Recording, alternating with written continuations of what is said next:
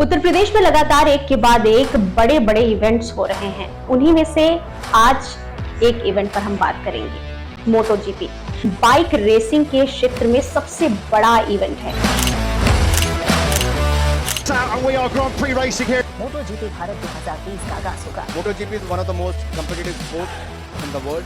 और ये बड़ा इवेंट उत्तर प्रदेश में हुआ सितंबर 2023 में नोएडा के बुद्ध इंटरनेशनल सर्किट में।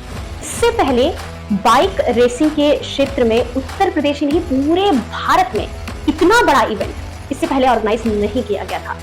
तो आज हम ये समझेंगे कि ये संभव कैसे हुआ, क्या इससे पहले मोटर रेसिंग के क्षेत्र में कभी कुछ उत्तर प्रदेश में हुआ है या नहीं, भारत में हुआ है या नहीं, इससे उत्तर प्रदेश सहित भारत की इकोनॉमी पर क्या इम्पैक्ट पड़ेगा, यहाँ के लोगों पर क्या इम्पैक्ट पड़ेगा, मोटर रेस का इतिहास क्या रहा है और आज क्या है और भविष्य में क्या होने की संभावना है, इसी पर आज की पूरी बातचीत। नमस्कार, मैं हूँ आपके संग आरती Hind Yadav.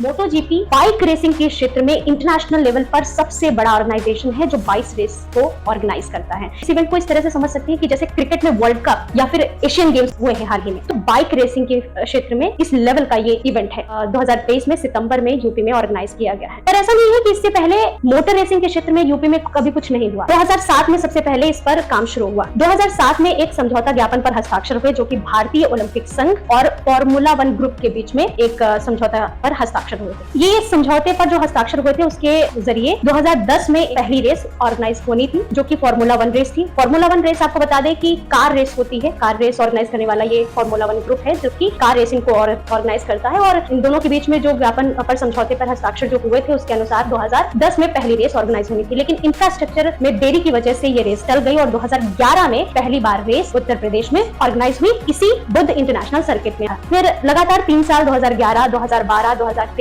Car race organise की गई और ये इवेंट काफी हद तक ठीक चला, लेकिन फिर सरकार बदली और ये इवेंट बंद हो गए। उस टाइम तत्कालीन जो सरकार थी उन्होंने इस स्पोर्ट को यानी कि रेसिंग को स्पोर्ट्स कैटेगरी से हटा दिया और एंटरटेनमेंट कैटेगरी में ऐड कर दिया। उन्होंने कहा भाई ये स्पोर्ट नहीं है, ये तो एंटरटेनमेंट है। तो उसका असर क्या पड़ा, स्पोर्ट्स की कैटेगरी से हटा करके एंटरटेनमेंट कैटेगरी में शिफ्ट कर दिया गया। तो इस पर एक्साइज ड्यूटी 200% बढ़ गई। एक्साइज ड्यूटी बढ़ने की वजह से ऑर्गेनाइजर ने भारत में रेस कराने से साफ साफ मना कर दिया, क्योंकि एक्साइज ड्यूटी बढ़ाने की वजह से जो भी रेस के लिए बाइक है या कार है, जिस तरह की भी रेस ऑर्गेनाइज की जाती है, उस टाइम कार रेसिंग ऑर्गेनाइज की जा रही थी, तो जो भी कारें रेस के लिए भारत में आ रही थी उन पर 200 टाइम्स एक्साइज ड्यूटी बढ़ गई। मान लीजिए कोई कार 1 करोड़ की है तो उसे भारत में लाकर इवेंट ऑर्गेनाइज करने के लिए 2 करोड़ रुपए उस एक कार के लिए खर्च करना पड़ेगा। तो जाहिर सी बात है इस तरह का इतना बड़ा चेंज कोई भी ऑर्गेनाइजेशन स्वीकार नहीं करेगा और हुआ यही कि फॉर्मूला 1 ग्रुप ने मना कर दिया भारत में किसी भी तरह के रेस को ऑर्गेनाइज करने के लिए और तकरीबन 10 साल तक भारत के भीतर कोई भी रेस ऑर्गेनाइज नहीं की गई। लेकिन फिर जब सरकार बदली, उत्तर प्रदेश में योगी आदित्यनाथ मुख्यमंत्री बनने के बाद इन्होंने स्पोर्ट्स की कई पॉलिसीज बनाई। हर स्कूल में कंपल्शन कर दिया कि तकरीबन 40 मिनट का समय तो स्पोर्ट्स के लिए रहे ही, ताकि फिजिकल एक्टिविटीज भी बढ़े और लोगों की प्रतिभा को मौका मिले। स्पोर्ट्स को बढ़ावा देने के लिए उन्होंने नौकरियों में नियुक्तियां करना शुरू कर दिया,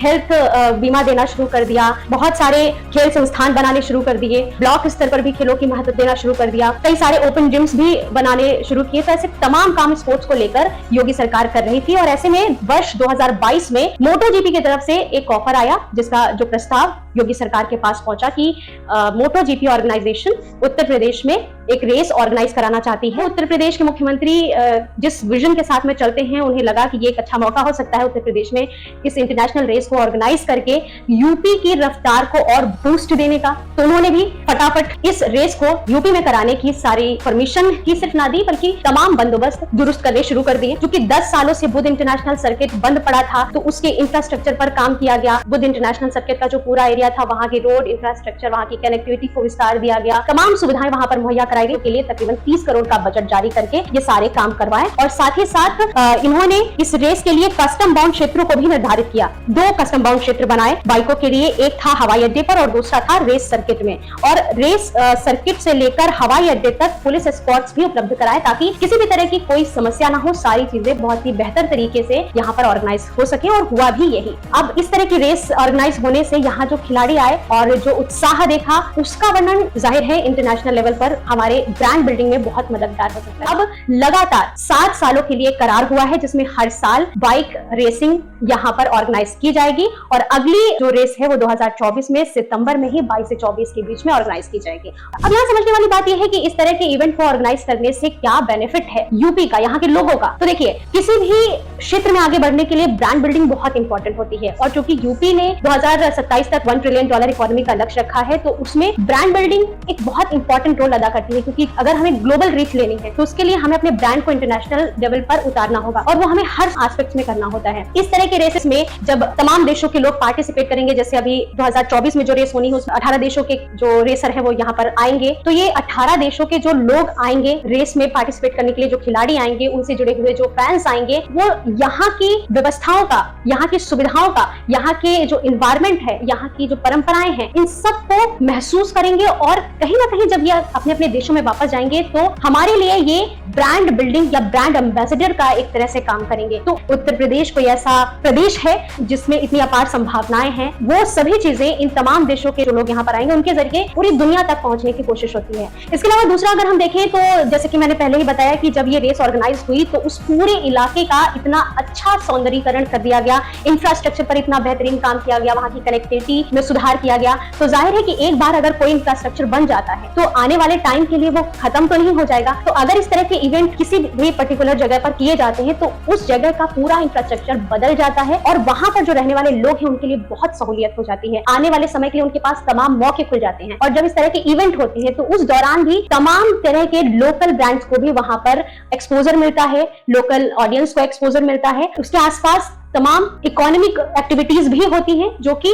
आर्थिक तौर पर किसी भी प्रदेश को, किसी भी देश को आगे बढ़ने में मददगार साबित होती है। और एक और सबसे बेहतरीन बात कि जो लोग रेस की फील्ड में आना चाहते हैं, अभी तक उत्तर प्रदेश सहित भारत में उनके लिए एक बेहतरीन एक्सपोजर कहें या प्लेटफॉर्म कहें वो नहीं था, पर इस तरह के इवेंट की शुरुआत होने से लेकर इसके चलने तक में वो तमाम लोग जो इस क्षेत्र में अपना करियर देखते हैं या इस तरह के स्पोर्ट्स में आना चाहते हैं उनके लिए एक बेहतरीन मंच इस तरह के इवेंट साबित हो सकते हैं। तो इस तरह से मोटो जीपी सहित ऐसे जो तमाम इवेंट हो रहे हैं वो यूपी की ब्रांड बिल्डिंग से लेकर इकोनॉमिक बूस्ट में काफी हद तक मददगार साबित होंगे। उम्मीद करते हैं मोटो जीपी से जुड़ी ये जानकारी आपको पसंद आई होगी।